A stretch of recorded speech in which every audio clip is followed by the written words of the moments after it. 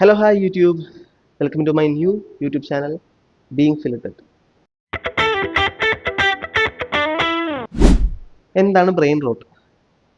2024 Oxford dictionary word of the year ആയിട്ട് പ്രഖ്യാപിച്ച വാക്കാണ് ബ്രെയിൻ റോട്ട്.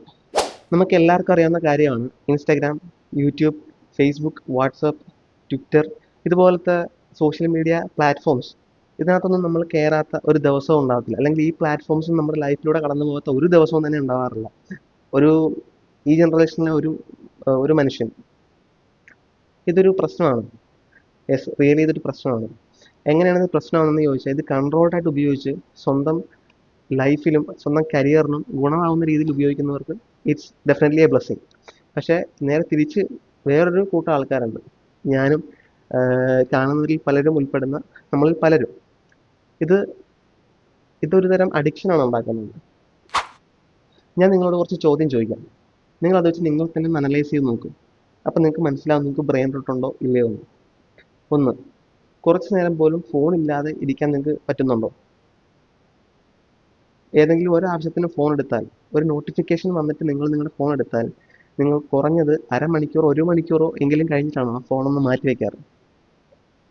നിങ്ങൾ ഒരാവശ്യവും ഇല്ലാത്ത, നിങ്ങൾക്കോ നിങ്ങളുടെ കരിയറിനോ നിങ്ങളുടെ ബ്രെയിനിനോ യാതൊരുവിധ ആവശ്യമില്ലാത്ത കണ്ടന്റുകൾ നിങ്ങൾ കാണാറുണ്ടോ? നിങ്ങൾക്ക് ചെയ്തുകൊണ്ടിരിക്കുന്ന കാര്യത്തിൽ തീരെ കോൺസെൻട്രേറ്റ് ചെയ്യാൻ പറ്റുന്നില്ലേ? ഇപ്പോൾ പഠിക്കുന്ന കാര്യത്തിലാണെങ്കിൽ നിങ്ങൾക്ക് 5 മിനിറ്റോ അല്ലെങ്കിൽ 4 മിനിറ്റോ 2 മിനിറ്റോ 2 മിനിറ്റിൽ കൂടുതലൊക്കെ അല്ലെങ്കിൽ 4-5 മിനിറ്റിൽ കൂടുതലൊന്നും നിങ്ങൾക്ക് ഫോക്കസ് ചെയ്യാൻ പറ്റുന്നില്ലേ? അല്ലെങ്കിൽ ഇന്ന് ചെയ്യേണ്ട കാര്യങ്ങൾ നിങ്ങൾ നാളത്തേക്കോ മറ്റന്നാളത്തേക്കോ മാറ്റി വയ്ക്കുകയും ആ സമയത്ത് നിങ്ങൾ ഫോൺ ഉപയോഗിച്ച് അതിൽ നിന്നൊരു സാറ്റിസ്ഫാക്ഷൻ കണ്ടെത്തുന്നുണ്ടോ? ഇതൊക്കെ ബ്രെയിൻ റോട്ടിൻ്റെ ലക്ഷണങ്ങളാണ്. ഈ സോഷ്യൽ മീഡിയ അഡിക്ഷനും ബ്രെയിൻ റോട്ടിനും അല്ലെങ്കിൽ ഇൻഫർമേഷൻ ഓവർലോഡിനും ഒക്കെ കാരണം മെയിൻലി ഷോർട്ട് വീഡിയോസ് ആണ്. 2-3 മിനിറ്റുകളുള്ള ഷോർട്ട് വീഡിയോസ്. നമ്മുടെ ബ്രെയിൻ വർക്ക് ചെയ്യുന്നത് ചെറിയൊരു റിവാർഡ് സിസ്റ്റം പോലെയാണ്. നമ്മളൊരു കാര്യം ചെയ്യുമ്പോൾ അതിൽ നിന്ന് എന്തെങ്കിലും നമുക്ക് തിരിച്ച് കിട്ടുമ്പോൾ അതിൽ നിന്നുണ്ടാകുന്ന ഡോപ്പമൈൻ റിലീസിലൂടെ നമുക്ക് കിട്ടുന്ന ഒരു ചെറിയ സ്റ്റിമുലേഷൻ, ബ്രെയിൻ സ്റ്റിമുലേഷൻ, അതിലൂടെയാണ് നമ്മുടെ ബ്രെയിൻ വർക്ക് ചെയ്യുന്നത്. അതുകൊണ്ട് തന്നെ നമ്മൾ ഈ ചെറിയ ചെറിയ ഷോർട്ട് വീഡിയോസ് കാണുമ്പോൾ നമ്മുടെ കോൺസെൻട്രേഷൻ കുറയാൻ സാധ്യത വളരെ കൂടുതലാണ്. കാരണം നമ്മൾ ഒരു ഷോർട്ട് വീഡിയോ കാണുമ്പോൾ നമുക്ക് അത് ഒട്ടും ഇഷ്ടപ്പെട്ടില്ലെങ്കിൽ നമ്മൾ അടുത്തതിലേക്ക് പോവുകയാണ് പെട്ടെന്ന് തന്നെ. സോ ബ്രെയിനിന് പെട്ടെന്ന് സ്റ്റിമുലേറ്റഡ് ആവാനുള്ള ഒരു ആഗ്രഹം വരുവാണ്. സോ അതിൻ്റെ ത്വരയിൽ നമ്മൾ കൂടുതൽ വീഡിയോസ് കാണാൻ ശ്രമിക്കുന്നു.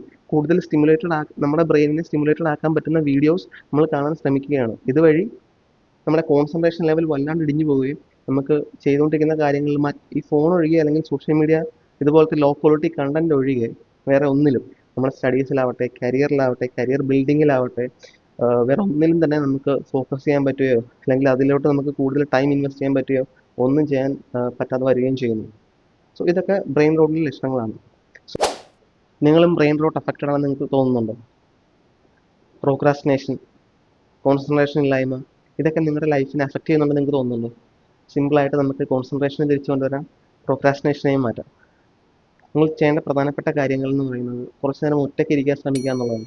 ഫോൺ എടുക്കാതെ, ബുക്ക് വായിക്കാതെ, ഒന്നും ചെയ്യാതെ, ലിറ്ററലി ഒന്നും ചെയ്യാതെ കുറച്ച് ഗുഡ് എയർ കിട്ടുന്ന സ്ഥലത്ത് പോയി വെറുതെ ഇരിക്കുക. കുറച്ച് നേരം, അരമണിക്കൂറോ 15 മിനിറ്റോ അരമണിക്കൂറോ അല്ലെങ്കിൽ 1 മണിക്കൂറോ നമ്മളോട് തന്നെ സംസാരിച്ചുകൊണ്ടിരിക്കുക എന്നുള്ളതാണ്. രണ്ടാമത്തത് എക്സസൈസ് ചെയ്യുക എന്നുള്ളതാണ്. രാവിലെയൊക്കെ നടക്കാൻ പോവുക, പുറത്തുള്ളവരുമായിട്ട് കമ്മ്യൂണിക്കേറ്റ് ചെയ്യുക, ഒരു പോസിറ്റീവ് എനർജി ഉണ്ടാക്കാൻ ശ്രമിക്കുക. പിന്നെ വായിക്കുക. വായനാശീലം കൊണ്ടുവരുന്നത് നമ്മുടെ കോൺസെൻട്രേഷൻ ലെവലിനെയും നമ്മുടെ ലൈഫിലും ഒരു പോസിറ്റീവ്നെസ് കൊണ്ടുവരാനായിട്ട് സഹായിക്കും. So this is the end of the video. നിങ്ങൾക്ക് ഈ ഇൻഫർമേഷൻ ഒരുപാട് ഹെൽപ്ഫുൾ ആയെന്ന് ഞാൻ വിചാരിക്കുന്നു. ഹെൽപ്ഫുൾ ആയെങ്കിൽ please subscribe, like and share and comment. Thank you.